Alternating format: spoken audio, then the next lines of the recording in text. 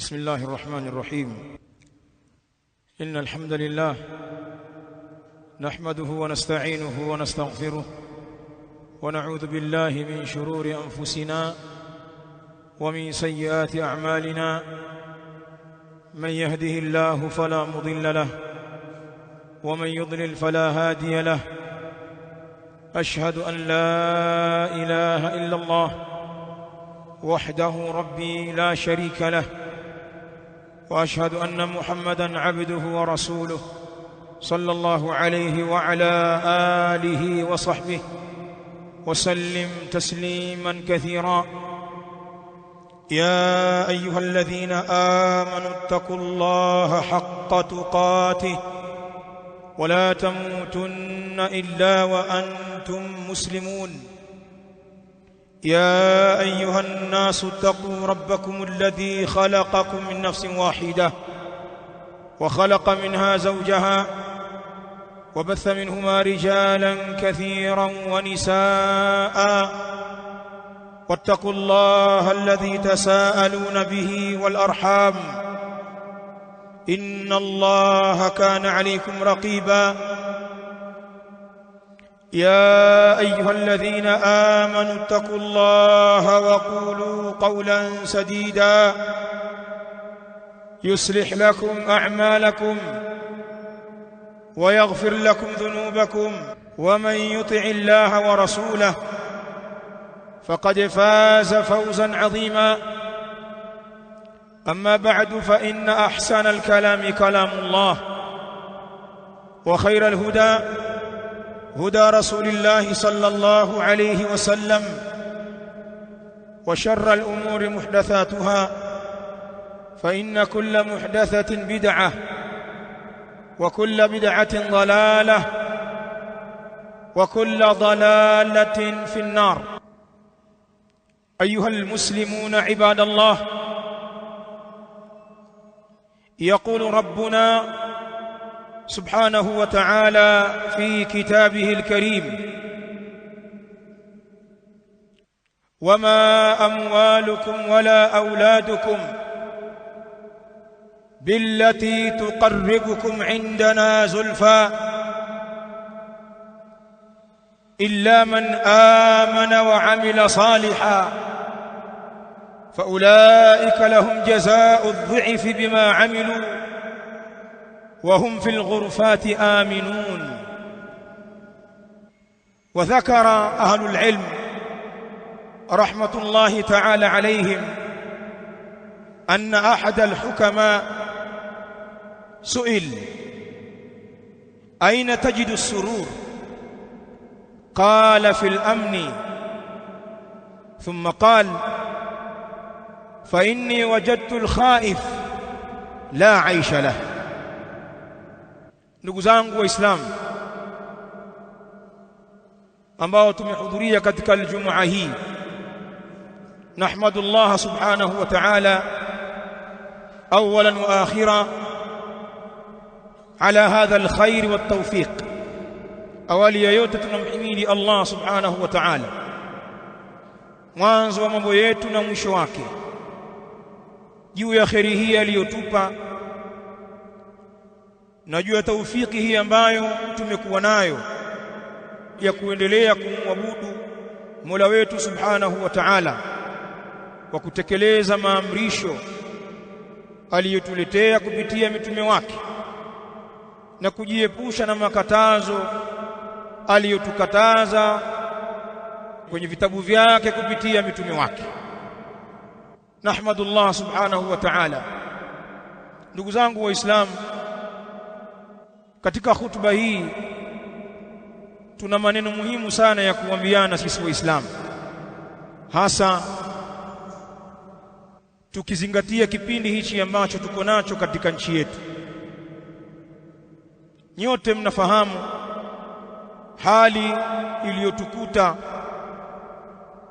kabla, wakati na baada ya uchaguzi mkuu wa nchi hii. Sihitaji kutoa historia ya kilichotokea. Kila mmoja wetu ni shuhuda wa yale yaliyojiri katika nchi hii, mambo ambayo hatukuwahi kuyafikiria wala kuyatarajia.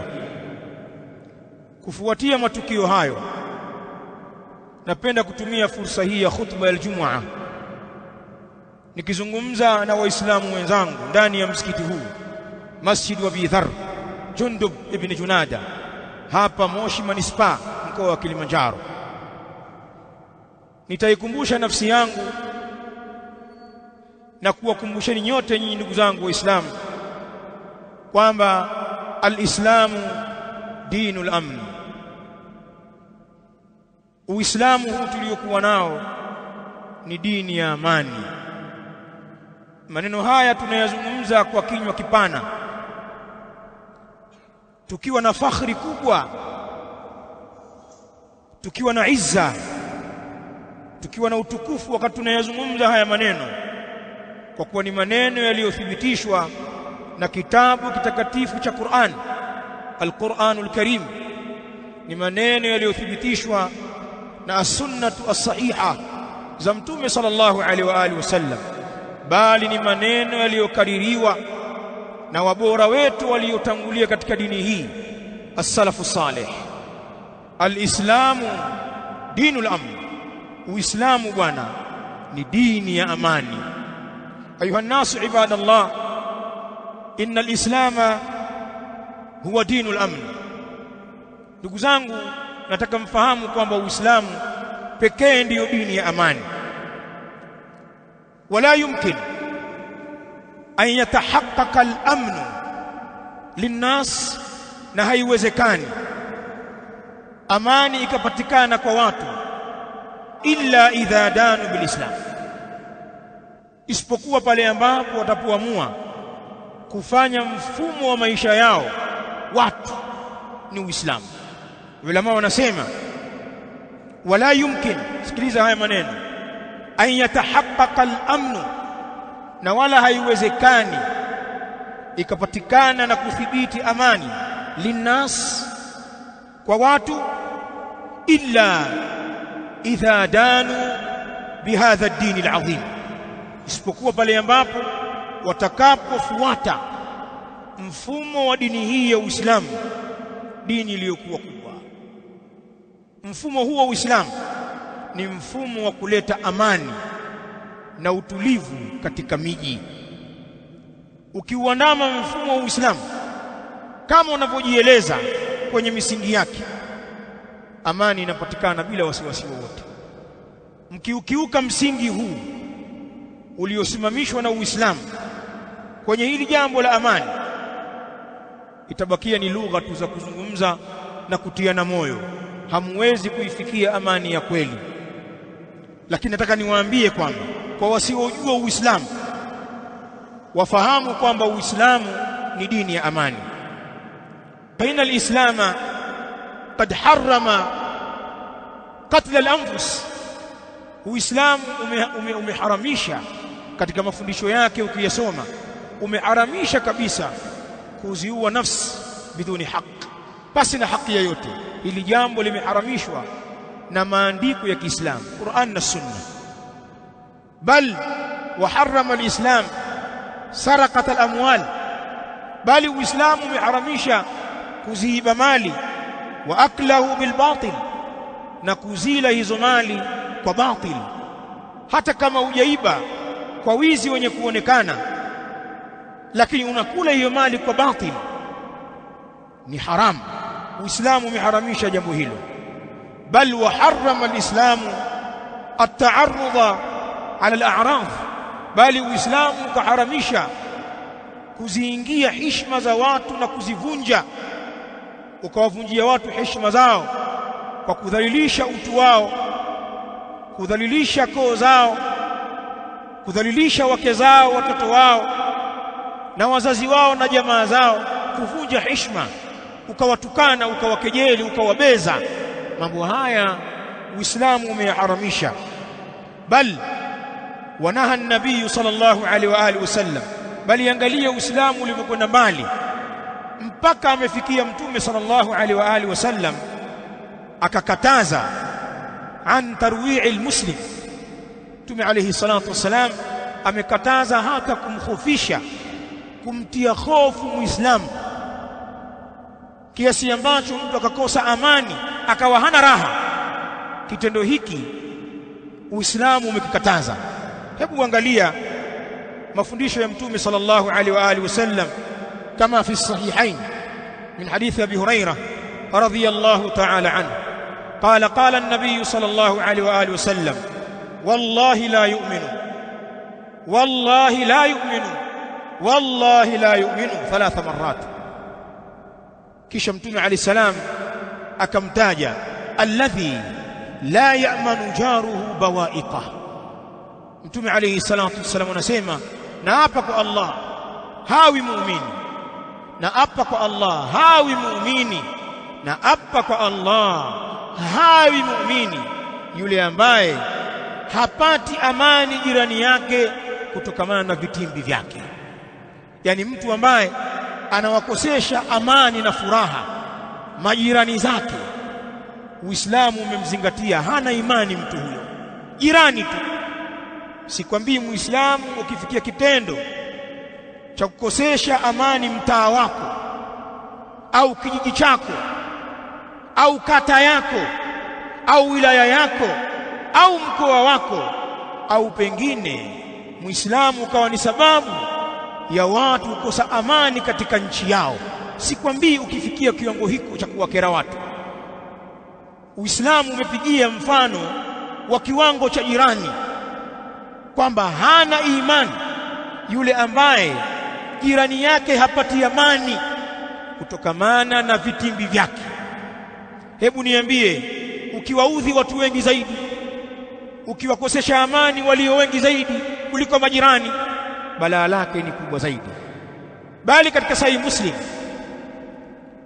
na nyinyi mnaifahamu hadithi hii, hadithi ya Abdullah ibn Amr radhiyallahu ta'ala anhu يقول قال النبي صلى الله عليه وآله وسلم المسلم من سلم المسلمون من لسانه ويده.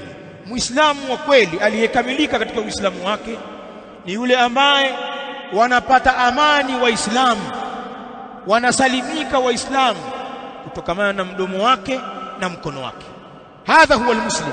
Kipimo cha kumjua Muislamu safi wa kupigiwa mfano si tu anaswali, anafunga, anakwenda haji, bali Mtume anasema man salima almuslimun, Muislamu wa kweli ni yule ambaye wamesalimika Waislamu min lisanihi wa yadihi, kutokamana na ulimi wake na mkono wake. Ulimi wake hautumii kuwakera Waislamu wenzake, wala mkono wake hautumii kuwaudhi Waislamu wenzake. Hichi ni kipimo cha Muislamu. Ayuha nasu ibadallah, nimewaambia kwamba alislamu dinul amn. Uislamu ni dini ya amani.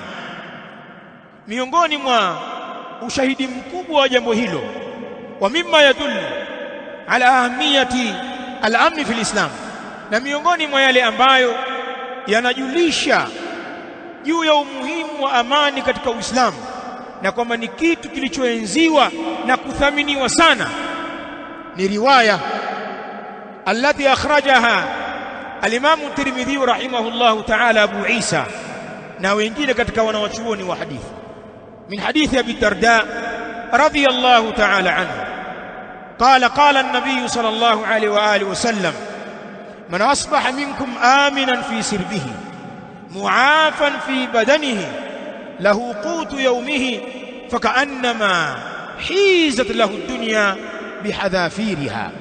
hadithi hii adhim inaonyesha nafasi ya amani katika dini yetu. Mtume sallallahu alaihi wa alihi wasallam anasema yoyote ambaye atapambaukiwa hali ya kuwa ni mwenye amani kwenye familia yake, kumekucha asubuhi, umeamka wewe ukajikuta wewe, mke wako na watoto wako na wale waliokuzunguka ambao unawalea wana amani. Mtume sallallahu alaihi wasallam anasema yoyote atakayeamka asubuhi hali ya kuwa ni mwenye amani kwenye familia yake, muafan fi badanihi, ni mwenye afya kwenye kiwiliwili chake, Allah akamkinga na maradhi, anayo afya, lakini pia lahu qutu yaumihi, ana chakula cha siku yake, tayari mpango wa bajeti ya kula anao. Mtu kama huyu Mtume sallallahu alaihi wa alihi wasallam anasema fakaannama hizat lahu dunya bihadhafiriha, ni kana kwamba mtu huyu imekusanywa kwake yeye dunia kwa pembe zake zote. Yani mtu mwenye neema kubwa, kana kwamba dunia nzima imechukuliwa ikawekwa kwenye kiganja chake. Mtu mwenye amani kwenye familia, mtu mwenye afya kwenye kiwiliwili, mtu mwenye resheni yake ya kula. Hadithi hii ya Abi Darda imetaja jambo la kwanza kabisa ni mtu aliyeamka hali ya kuwa ana amani, kisha yakatajwa hayo mengine. Kiwango cha neema hii ni kana kwamba mtu amekusanyiwa dunia. Dunia ina ladha ngapi? Dunia ina starehe ngapi? Watu wanakwenda mbio kwa ajili ya dunia, watu wanakwenda mbio kwa ajili wapate mapambo ya dunia. Vurugu ambazo unaziona hapa duniani ni kwa sababu ya ghurur, ya hadaa ya dunia ilivyokaa kijani kibichi. Kila mtu anapenda dunia, lakini tunaambiwa tukiwa na amani ni kana kwamba dunia hii imekusanywa katika mikono yetu. Ni wangapi wanafahamu maneno haya na wanayazingatia? Ayuhal muslimuna ibadallah, angalieni jambo la ajabu kabisa kwa wale ambao wanasoma Qur'an. Wallahi jambo la ajabu kabisa. Sisi Waislamu tulizingatie na tuwe ni wajumbe wa kuwaambia watu wengine. Wako watu wengi ni wajinga sana, wamekosa mifumo ya haki, hawana dini ya kweli ambayo ina miongozo, hawana malezi ya wahi. Sisi Waislamu tuna neema hiyo, tunayo dini ya kweli al-Islam, na tunayo malezi ya wahi, kitabu cha Allah na sunna za Mtume sallallahu alaihi wa alihi wasallam. Sisi bwana, katika dini yetu hatuhitaji mwana research yoyote wa kilimwengu kutufunza namna ya kwenda. Hatuhitaji Mgiriki wala Myunani wala Mmarekani wala Mwingereza wala nani. Hatuhitaji hawa na falsafa wenu wabobezi mnaowaita. Sisi tuna mafundisho, nyinyi mje kuiga huku. Kwenye Uislamu kumenoga, njooni mchukue ustaarabu. Sasa pana watu hawana mifumo katika mila zao, hawana malezi. Wajifunze kwetu sisi Waislamu, tuwafundishe, tuishi, waige, tuwaambie wasikie maneno ya haki. Alislamu barakallahu fik dinul amn, na waambieni Uislamu ni dini ya utulivu na amani. Mtajitafuta sana ikiwa mnaukataa Uislamu na kuukandamiza Uislamu na kuukejeli na kuukebei Uislamu, lakini salama yenu na yetu fi hadha din ni kwenye dini hii tukufu. Sasa angalieni waliamiyat al-amn fi al-islam ya ibadallah, na kwa ajili ya umuhimu wa amani katika hii dini ya Kiislamu, angalieni fa inna Allah ta'ala akrama bil amn awliyaahu fi dari karamatihi fil janna. Kwa ule umuhimu wa amani si tu hapa duniani, bali Allah subhanahu wa ta'ala amewakirimu kwa kuwapa amani wale vipenzi wake katika nyumba yake ya utukufu, nyumba ya ukarimu huko akhira, aljanna, katika pepo ya Allah subhanahu wa ta'ala. Miongoni mwa neema ambazo watapewa mawalii wa Allah, waumini watakaoingia peponi, katika neema watakayopewa ni neema ya amani. Allah amewakirimu mawalii katika janna kwa kuwapa amani. Kwa nini? Liannahu law fuqida an-na'imu kulluhu. Wanasema ulama kwa sababu lau ingelikosekana amani, basi neema zote zingekosekana. Huko peponi kuna neema Sheikh. Mtume alayhi salatu wasalam katika sehemu ya maneno yake akizungumzia pepo anasema fil janna ma la aynun ra'at wala udhunun sami'at wala khatara ala qalbi bashar. Huko peponi kuna neema ambazo jicho halijapata kuona wala masikio hayajapata kusikia, na ni vitu ambavyo moyo haujawahi kuhisi. Neema za janna tunatajiwa na Qur'an. Peponi kuna kusur, kuna majumba ya kifahari yaliyo marefu yenye kung'aa. Peponi pana wanawake warembo, na mtu atarundikiwa kundi la wanawake abkar waliokuwa bikra, macho yao kama vikombe hivi. Zile figa ambazo mnazizungumza huku mkibunibuni wako huko. Anhar min labanin, pana mito ya maziwa. Anharun min asalin musaffa, iko mito ya asali iliyochujwa, sio sukari guru bwana, asali ya kuchemsha, asali iliyochujwa. Ni'am. Allah subhanahu wa ta'ala ukisoma Qur'an anataja ni'am za janna adhim. Pamoja na hayo na neema zote hizo, watu wa janna wamepewa neema ya amani. Wanasema ulama, kwa nini?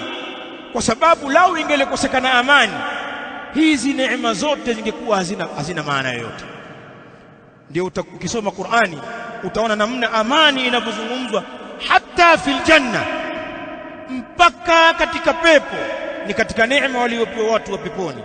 Ukisoma suratul Hijr mathalan, tuchukue ile aya 46, sehemu ya aya, Allah subhanahu wa ta'ala anasema udkhuluha bisalamin aminin, udkhuluha bisalamin aminin, ingieni hiyo pepo enyi waumini, ingieni hiyo pepo kwa salama, hali ya kuwa ni wenye amani. Jambo la amani wanaambiwa wenye kuingia janna. Bali Allah subhanahu wa ta'ala katika suratu Ad-Dukhan, nichukue na aya hii, ile aya 55, Allah anasema akiwazungumzia watu wa janna, yad'una fiha bikulli fakihatin aminin, wanaagiza ndani ya hizo pepo sampuli mbalimbali za matunda. Ni kuita tu, ukiita yanakuja. Yad'una fiha bikulli fakihatin aminin, wanaagiza ndani ya hizo pepo kwa kila sampuli za matunda, hali ya kuwa ni wenye amani. Limetajwa wakati wanaagiza fruits, matunda mbalimbali kwa ajili ya kujivinjari fil janna. Allah anasema wana amani watu hao. Wakati huo ndiyo neema ya matunda itaonekana. Bali Allah subhanahu wa ta'ala akatuambia tena katika sura 7, na haya ndio mafundisho nataka muyachukue waislamu. Qala Allah ta'ala, wama amwalukum wala auladukum billati tuqarribukum indana zulfa.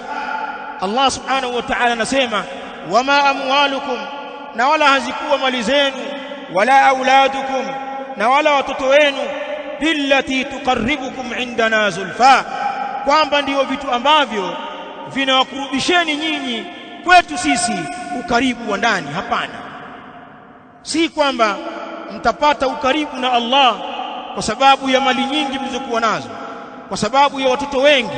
Hapana, Allah anasema illa man amana wa amila salihan, isipokuwa yule ambaye ameamini na akafanya matendo mazuri. Faulaika lahum jazaa'u dhi'fi bima amilu, basi hao ndio wale ambao wana wao malipo maradufu. Faulaik lahum jazaa'u dhi'fi bima amilu, basi hao ambao wameamini na kufanya amali njema ndio wale ambao watapata malipo kwa ziada ya maradufu. Bima amilu, kwa sababu ya kile ambacho wamekifanya katika amali. Kisha Allah subhanahu wa ta'ala anamalizia aya hiyo kusema wahum fil ghurufati aminun, na hali ya kuwa wao hao watu wa janna hao watakuwa katika majumba ya ghorofa. Al-ghurufat al-manazilul aliyat al-murtafi'at jidda. Al-ghurufat wanasema mufassirun ni majumba marefu, viunga vya maghorofa, maghorofa yake marefu mno, watawekwa huko, ndiyo janna hizo. Wahum fil ghurufati aminun, na hali ya kuwa wao wamo ndani ya majengo marefu ya kifahari, wakiwa na amani, wakiwa na amani katika hayo majengo marefu ndani ya pepo. Ndiyo mwanawachuoni mmoja niliyotangulia kutoa nukuu yake rahimahullahu ta'ala min ulama'i salaf dhakara anna ahad al-hukama su'il, kwamba mmoja katika watu wenye hikma na busara aliulizwa, aina tajidu surur, wewe unaipata wapi furaha? Furaha yako unaichukua wapi? Qala fil amni, yule mtu mwenye hikma akajibu, ninaipata kwenye amani. Furaha yangu mimi ninaipata kwenye utulivu. Kisha akasema, fa inni wajadtu al-khaifa la aisha lahu, kwani hakika mimi nimemkuta mtu mwenye hofu, nimewaona watu wenye hofu hawana maisha, watu wenye hofu hawana ladha na maisha. Ayuha nasu ibadallah, kupitia kipengele hiki na nususi hizi mmeona namna Uislamu unavyoizungumza amani. Tunapata faida gani hapa? Katika neema kubwa ambayo Allah subhanahu wa ta'ala anaizungumza kwamba amewapa waja wake ni neematul amn, ni neema ya amani. Bali tumeona kwenye ayati kwamba Allah subhanahu wa ta'ala amewaneemesha watu wa janna pamoja na starehe mbalimbali alizowapa huko peponi ambazo hazina mfano wake na dunia. Mambo ya peponi huwezi kuyakisia na mambo ya kidunia. Starehe za huko ni zingine bwana. Pana baadhi ya watu kwa kutokujua, akiwa na kasiri yake, bichi yake, akiwa nakula vyakula vizuri, nasema tuko peponi hapa. Ni kwa sababu hajui, hajasoma kuhusu pepo. Ukisoma kuhusu pepo na huko ulipo wewe uko jalalani, wewe unalala nje tu kwa zile neema za janna.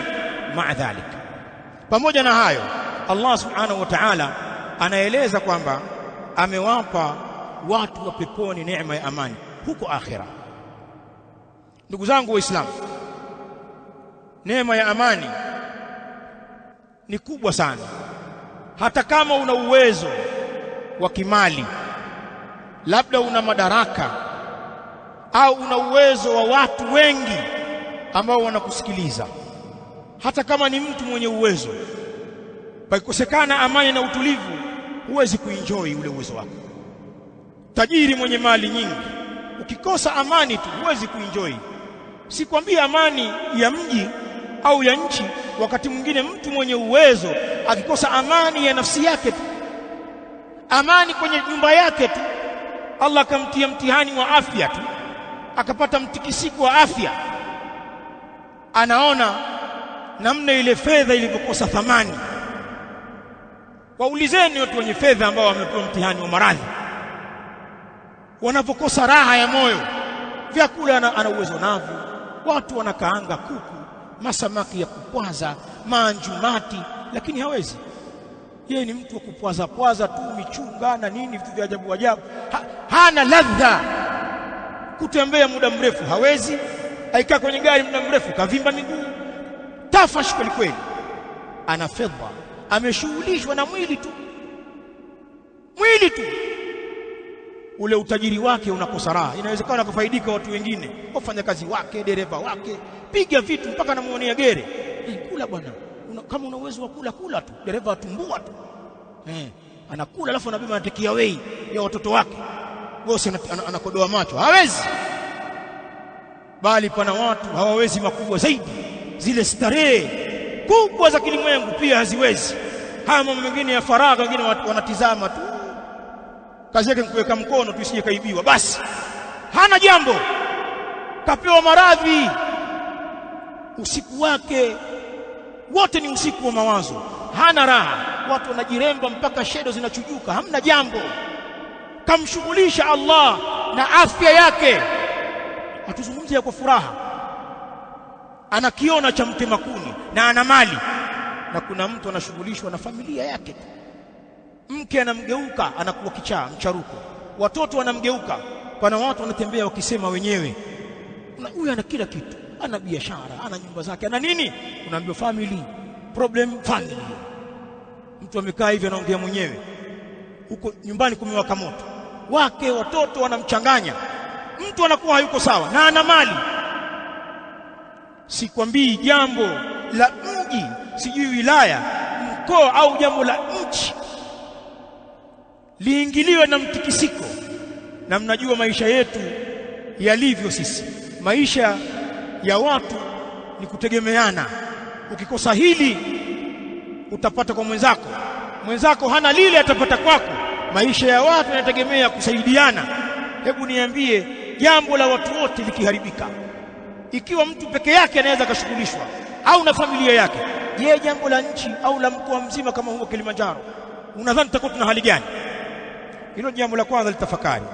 Lakini hawa ni wenye uwezo, hawana ladha wala hawaenjoy maisha ikiwa amani hakuna. Sikwambii sisi maskini wenzangu na mimi, wakina Mwanyanje wale, wakina Mwakilanje, kwa maana hapaeleweki mpaka utoke. Wazee wa zimamoto, hatuna masto wala mafriji, cha leo kinaliwa leo, kesho Allah anajua. Na sehemu kubwa ya sisi wa Tanzania ni watu wa hali hii.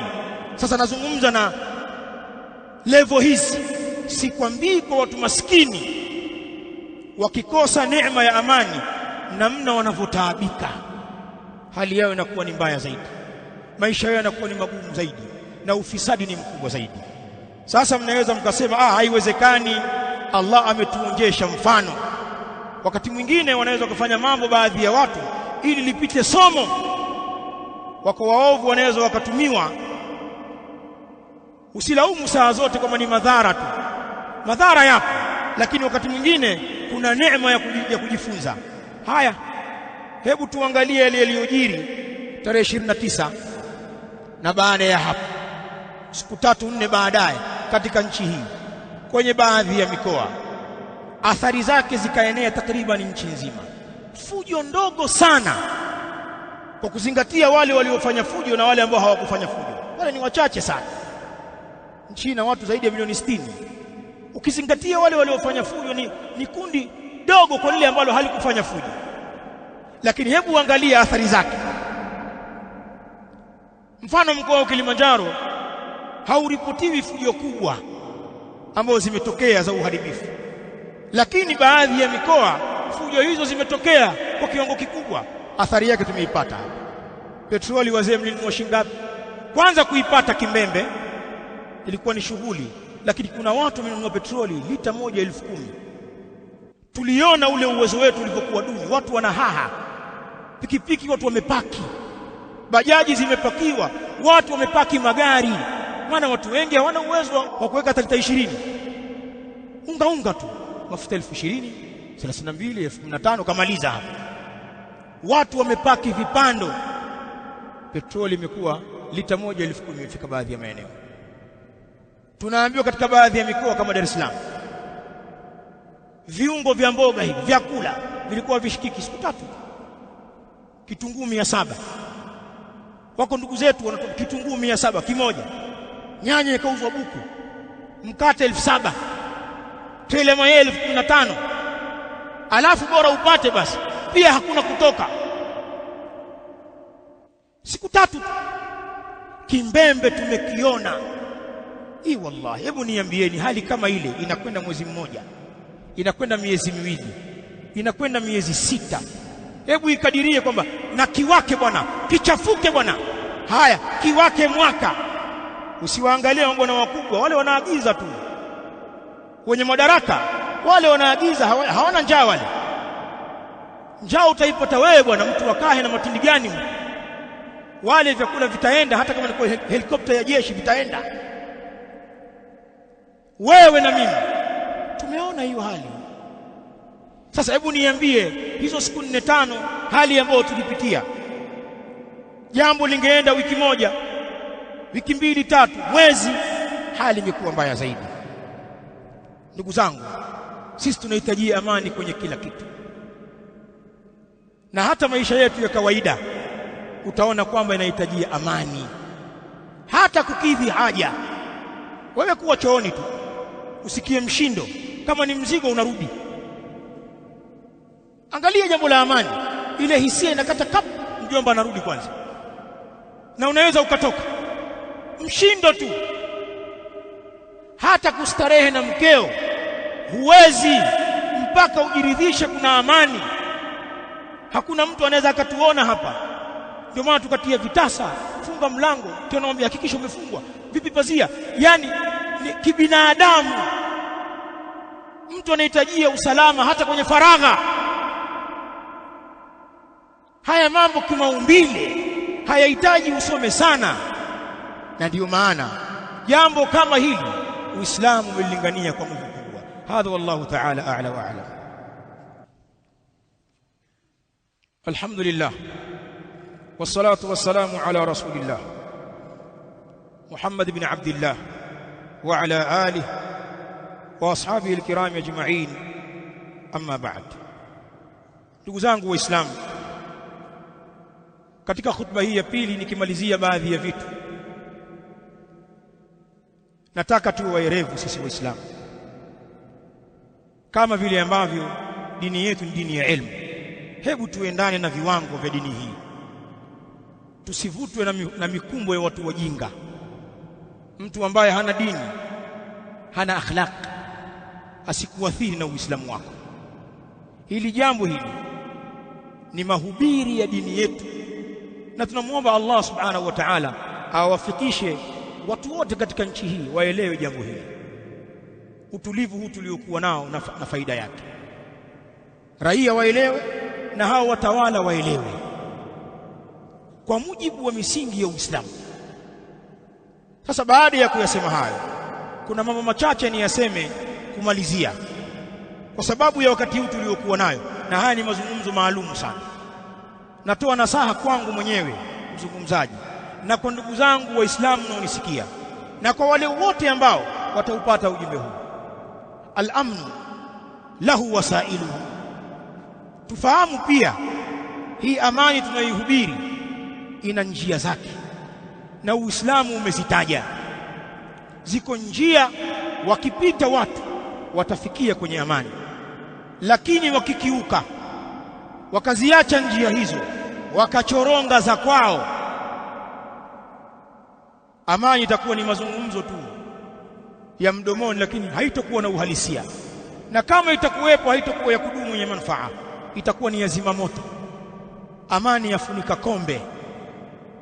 Tunazungumzia sisi amani ya kudumu ambayo ina manufaa. Uislamu umeiwekea njia zake. Sasa ni mambo mengi ya kuzungumza kwenye madarasa, sio kwenye khutba. Mimi nitanukuu mafupi sana katika khutba hii, kwa sababu Waislamu wengi tunawapata kwenye khutba hizi. Wengi hamji kusoma madarasani wala hamji msikitini kwenye swala za jamaa. Waislamu wengi wanapatikana Ijumaa, wengi wao, na wengine pia hatuwapati. Allah ajalie wasikie maneno haya. Ziko njia za kufikia amani. Miongoni mwa njia hizo kwa ufupi, tahqiqu tauhid, ni sisi kuithibitisha tauhidi ya Allah. Hili jambo tauhidullah bil ibada, kumkwekesha Allah subhanahu wa ta'ala kwenye ibada, hii ni njia ya kufikia amani. Ikiwa tunaitaka amani, na sisi Waislamu tunaienzi amani, falnuqbil ala tauhid, tuelekee kwenye tauhidi ya Allah, tumwabudu Allah peke yake na tusimshirikishe na chochote. Tusiombe makaburi wala kutufu makaburini, tusiombe mizimu wala tusiamini mambo ya kishirikina, mambo ya waganga wa kienyeji, mambo ya matambiko, mambo ya hirizi na mfano wake, kuchinjia mizimu. Tusiamini mambo haya. Mambo haya ni nuksi, watu wakiyafanya yanawatoa katika amani yao, kwa sababu shirki manba'u shaytani. Shirki wanasema ulama ni manba'u shaytani, ni chemchemu ya shaitani. Mahala penye shirki hapana kheri, pana kila balaa. Sasa sisi Waislamu, dini yetu imetufundisha tauhid, kumwelekea Allah kwenye mambo yote. Tukifanya hivyo, amani inakuja automatically. Tauhidi kwenye kila kitu, tauhidi kwenye ibada ya Allah, tauhidi kwenye uumbaji, tauhidi kwenye kunyenyekea ahkamu za Allah, ahkamullah wa shari'atu, na sheria yake, kuinyenyekea, kuikubali na kuihukumisha. Yote haya yanaingia kwenye tauhidullah. Hii ni njia ya amani. Na ukisoma Qur'ani utaona Allah anazungumza hayo. Mfano ukisoma suratul Nur, Allah anasema wa'ada Allahu alladhina amanu wa 'amilus salihat la yastakhlifannahum fil ardh kama istakhlafa alladhina min qablihim wa la yumakkinanna lahum dinahum alladhi irtada lahum wa la yubaddilannahum min ba'di khawfihim amna ya'budunani la yushrikuna bi shay'a. Kisha Allah kamalizia waman kafara ba'da dhalik faulaika humul fasiqun. Ashahid min al-aya, Allah subhanahu wa ta'ala anaweka ahadi kwamba Allah amewaahidi wale walioamini na wakafanya matendo mazuri, Allah amewaahidi kuwapa utawala katika ardhi kama vile ambavyo amewatawalisha wale waliokuwa kabla yao, bali Allah ataimakinisha dini yao, dini ya Uislamu, dini ambayo Allah ameiridhia kwao. Mahallu shahid, Allah kasema wala yubaddilannahum min ba'di khawfihim amna, na Allah atawabadilishia wao baada ya hofu yao kuwaletea amani. Ya'budunani la yushrikuna bi shay'a, watakuwa wakiniabudu mimi na hawatonishirikisha na chochote. Kisha Allah akamalizia waman kafara ba'da dhalik faulaika humul fasiqun, na wale ambao watakufuru baada ya hapo basi hao ndio mafasik. Hiyo ni suratul Nur aya 55. Katika suratul An'am nisome aya hii, Allah anasema alladhina amanu wa lam yalbisu imanahum bidhulmin ulaika lahumul amnu wa hum muhtadun, wale ambao wameamini na wala hakuichanganya imani yao na ushirikina, hao wana amani na wao ndio wenye kuongoka. At-tauhid ya ibadallah, tauhid ni katika msingi madhubuti wa amani. Sasa wakati unazungumzia amani, zungumza uliposimama kwenye tauhid. Wewe ni muwahhid, unamwamini Allah au unaamini kwenye waganga? Na watu ambao hawamwamini Allah hawajatulia. Wewe angalia washirikina tu, hawana hata amani kwenye maisha yao. Mshirikina akisikia mnyama amelia nje halali, wangapi hawalali wakisikia nyau nje kalia au bundi kalia? Hawalali kwa sababu ya zile imani za kishirikina, anaona anarogwa. Watu hawa wamekosa tauhid, hawana utulivu. Basi ni hivyo hivyo kwa mustawa wa nchi, kwa mustawa wa mji, kwa mustawa wa familia, hali ni hiyo.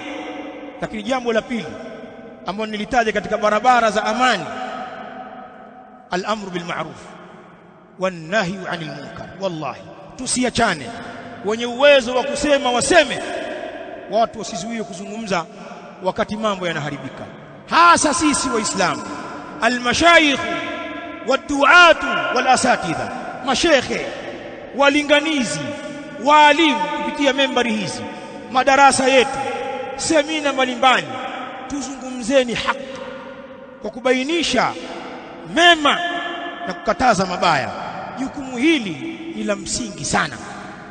Ikifika wakati watu wakakaliana kimya, yani watu wanaharibu, kila mtu anaogopa, mimi sije nikawa chambo bwana, unajua watu wanawindana bwana, sio kuonekana kiherehere. Watu ambao wana maslahi ya kidunia wazungumze maneno haya, sitowashangaa. Lakini mtu dai ila Allah ambaye lengo lake ni kumridhisha Allah na safari yake ni akhira, akaogopa madhara ya walimwengu kuzungumza haki, haki itajulikana lini sasa ikiwa watu wote wamejifungia, hatuzungumzi, tuwaparaza paraza tu? La, lazima watu wa haki. Wakati wa machafuko kama haya, machafuko yako ya kasi, dawa ya haki iende kasi, tuwakabili wale wachafuaji kwa hoja na dalili, tuwaonye, tuwakanye, tuwakataze, potelea mbali kama kuna janga litatukuta sisi kwa sababu ya hili. Alhamdulillah, kul lan yusibana illa ma kataba Allahu lana huwa maulana. Madhara ambayo yatatukuta yashaandikwa hayo. Unakufaje? Unakufa kwenye kuitangaza haki, hiyo khairi. Watu wanakufa kukuharisha tu bwana, mtu anahara mpaka anakufa kidhalili. Wewe unaogopa kufa kwa ajili ya kutangaza haki? Kimya. Nazungumza hivi, al-amru bil ma'ruf, lazima tukatazane mabaya, tuamrishane mema. Msingi huu ni msingi wa kuleta amani. Kwa hivyo watu ambao wanajaribu kufanya matendo ya kuvuruga huu utulivu, tuwazuieni, tuwakatazeni, tuwaonyesheni njia yenye kufaa. lakini tukikaa kimya tukasema sihusiki mimi, watu wakaharibu ni watoto wetu, ni ndugu zetu, watu wa familia zetu, watu wa mji wetu na wajua, tukasema shauri zao ni vijana hao, mihemko ya watoto hao, madhara yakija yanajumuisha watu wote. Allah subhanahu wa ta'ala, angalia kwenye Qur'an katika suratul Maida, nimalizie maneno yangu, akiwazungumzia banu Israili. Allah anawazungumzia wana wa Israili namna walivyopewa laana, akisema lu'ina alladhina kafaru min bani Israil ala lisani Daud wa Isa ibn Maryam dhalika bima asaw wa kanu ya'tadun kanu la yatanahawna 'an munkarin fa'aluhu labisa ma kanu yaf'alun. Laana iliwakuta bani Israil, lu'ina alladhina kafaru min bani Israil. Allah anasema wamelaaniwa wale waliokufuru katika wana wa Israili ala lisani Daud wa Isa ibn Maryam, juu ya ulimi wa nabii Daud na Isa mwana wa Maryam. Walipata laana bani Israili wale makafiri wao kupitia ndimi za manabii hawa. Dhalika bima asaw wa kanu ya'tadun, na hilo ni kwa vile ambavyo walifanya uasi na walikuwa wakichupa mipaka. Angalia tabia yao bani Israili, kanu la yatanahawna 'an munkarin fa'aluhu, walikuwa bani Israili la yatanahawna 'an munkarin fa'aluhu, hawakatazani kuhusiana na uovu ambao wanaufanya. Watu wanafanya uovu pale, watu kimya. Walikuwa hawakatazani na uovu ambao wanafanya. Labisa ma kanu yafalu, Allah anasema ni jambo baya mno ambalo walikuwa wanalifanya bani Israili.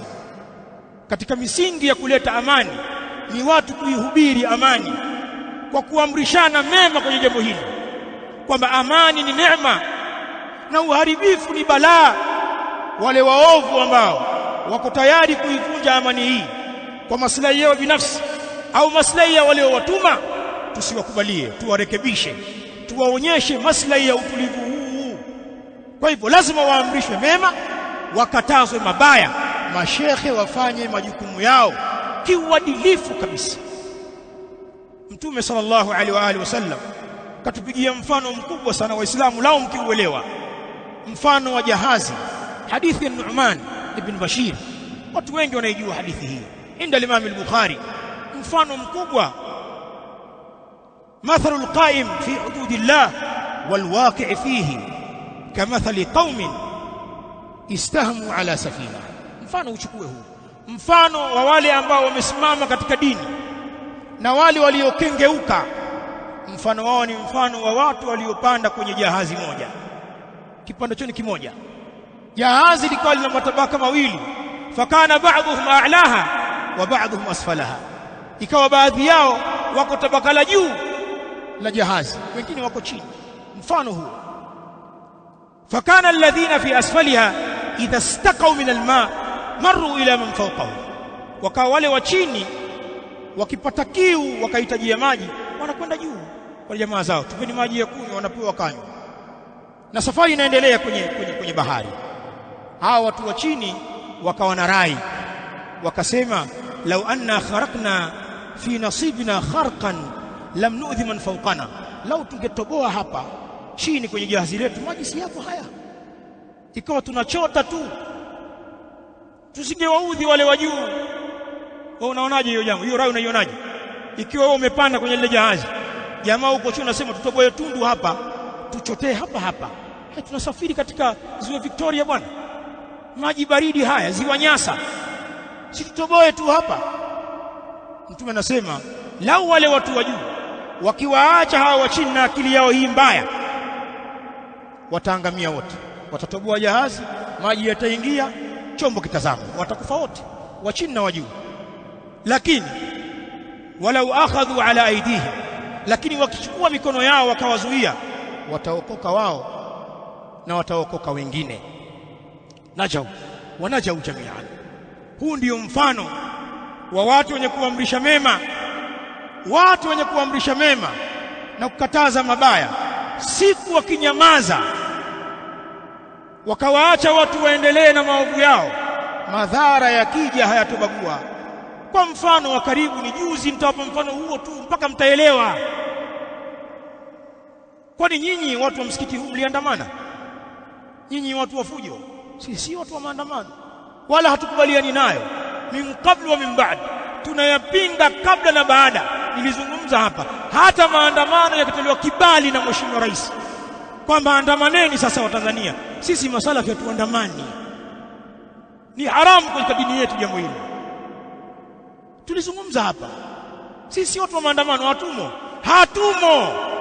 Kama unaogopa ni wewe bwana. Lakini watu walipoingia barabarani wakafanya hayo maandamano, madhara yametukuta, hayakutukuta sisi. Hatujakaida. Pana watu mpaka wamefanya renovation katika nyumba zao, amegundua kwamba kumbe kuna tundu hapa, kumbe vyombo vimeisha, walikuwa hawajui, wamepata muda kukaa nyumbani na wake. Lakini ni kwa sababu ya watu wachache. Ndio maana tunaambiwa tukataze hili jambo kwa nguvu yote, kwa sababu madhara yakija hayatukubabua wewe unajitia lakini wacha vijana bwana waonyeshe hasira zao. Na wewe mzee umekaa katika ofisi yako, kikiwaka kitakuhusu, waulize wenzio. Sisi tunasimamia msingi wa kuamrisha mema na kukataza mabaya.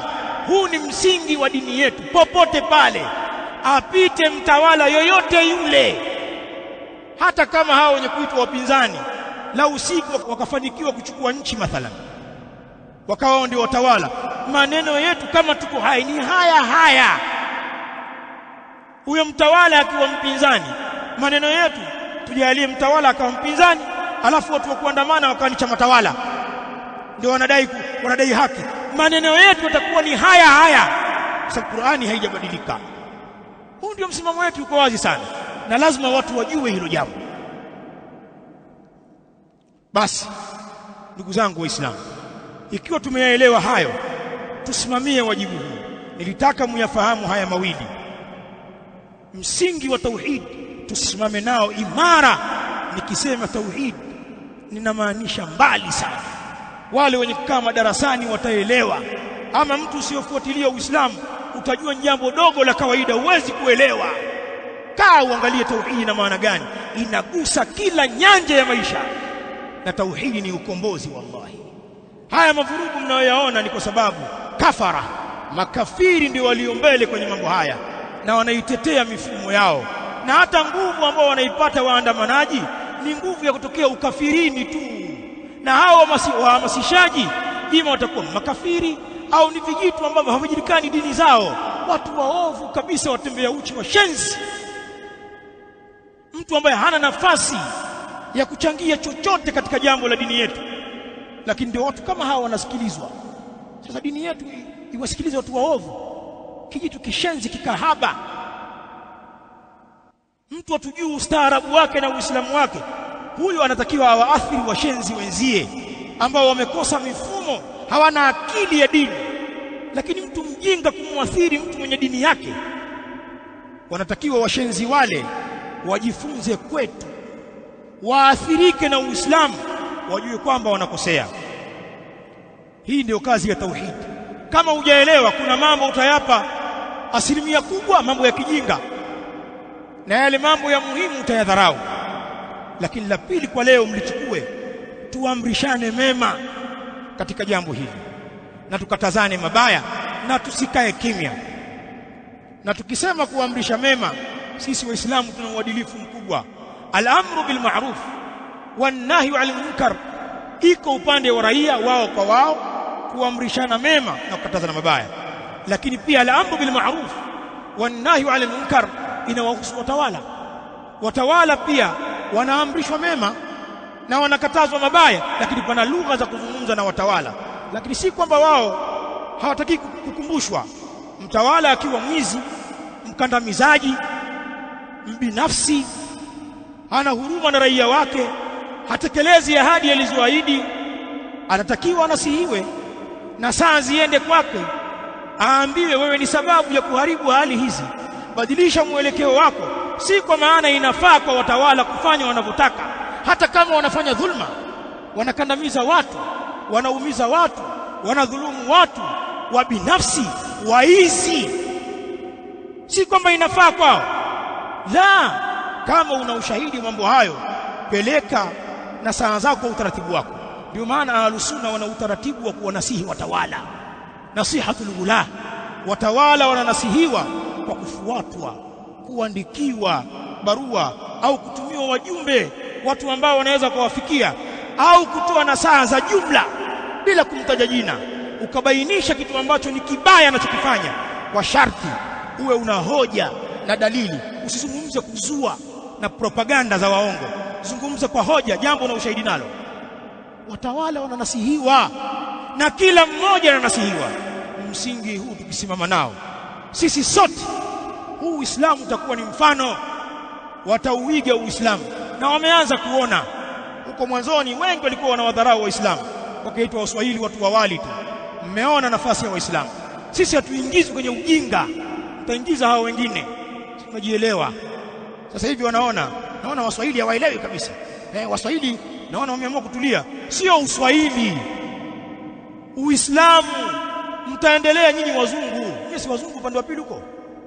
Sisi tuna Uislamu, hatudanganyiki, tuna misingi. Na ninawaambia hatuzungumzi haya kwa maslahi yote. Wao wanajua pia tuna njaa zetu nyingi, lakini tunazungumza misingi ya dini yetu.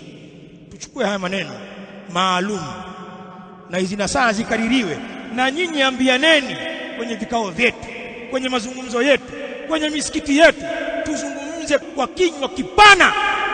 Na kama kuna vijana wetu na tabia hizi wametuzunguka, tuwakataze, tusikubaliane. Alhamdulillah, tuliona mfano mzuri juzi kwenye maandamano hapa. Pana watu walikimbilia huko msikitini na pikipiki zao walitolewa hapa.